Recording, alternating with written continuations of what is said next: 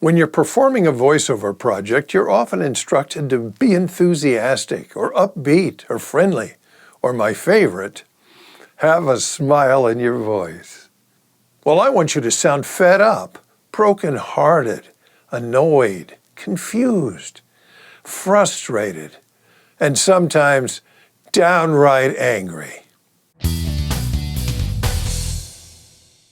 Hello, I'm William Williams from Aliso Creek Voiceover Classes, and I want you to add negative emotions to your voice acting.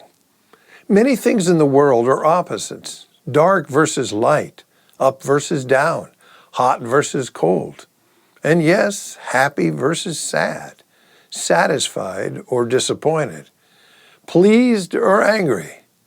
You see, all commercials tell you you have a problem. And then they tell you there is a solution, which just happens to be the product they are advertising. They want to sell you the product, but first they have to sell you on the problem. And problems are not pleasant. The customer doesn't feel enthusiastic, upbeat, or happy about the problem. On the contrary, they feel the dishes aren't clean, the car is old, the diet doesn't work, and their dog has fleas. And that makes them annoyed, sad, frustrated, and worried.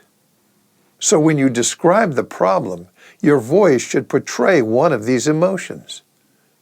There is even a more important reason why this is necessary. The most important characteristic you should exhibit as a voice talent is believability. You can have a melodious voice, but if the listener doesn't believe what you're saying, your words are just pleasant-sounding noise, and you will be politely tuned out and ignored. Why? Well, let's step away from voiceover for a second. Imagine you're talking to a young couple that is trying to buy their first home. They've found the perfect home. That's a good thing. But they've been having trouble finding a home loan that matches their financial situation. Bad thing. They're sitting with you at the kitchen table, pouring their hearts out to you. And you're not paying attention. You're reading your mail. And you look up and you hand them a flyer and say, "I think this bank has home loans." "We've tried them," they say. And you shrug and just keep on reading. Notice that you're not helping in this situation.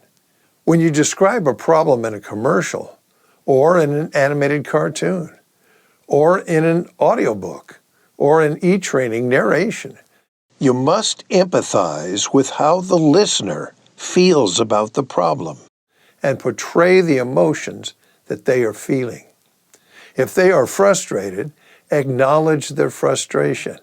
If they're afraid, understand that fear. If they're worried, feel their worry and let them know you feel it. Yeah, I know it's really hard to get a home loan right now, but I know a bank that has a special program just for folks like you. Let me tell you about it. These negative emotions can be quite strong. Some ads require true frustration, even helplessness. Adjust your emotions to fit the situation, but don't overdo it because that can be insincere as well. So what about those positive emotions? Well, after the rain, the sun comes out. After a dark night, the dawn breaks. And after I try this product, those fleas are gone.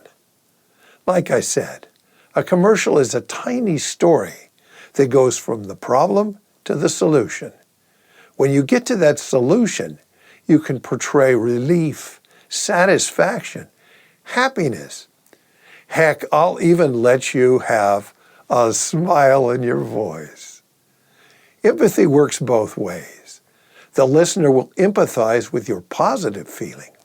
If that voice talent feels good about this product, then I will feel good about it too. What's that 1-800 number?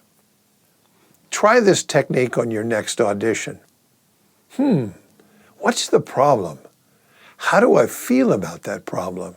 Worried. How do I feel about the solution? Oh, relieved and satisfied. This is true voice acting. With it, you'll book more jobs and get more return work. And that'll put a real smile in your voice. If this video was helpful, hit the like button, then subscribe and hit the notification bell so you don't miss future videos. And for information on my live and online classes, go to alisocreek.net. I'm William Williams, reminding you, keep talking.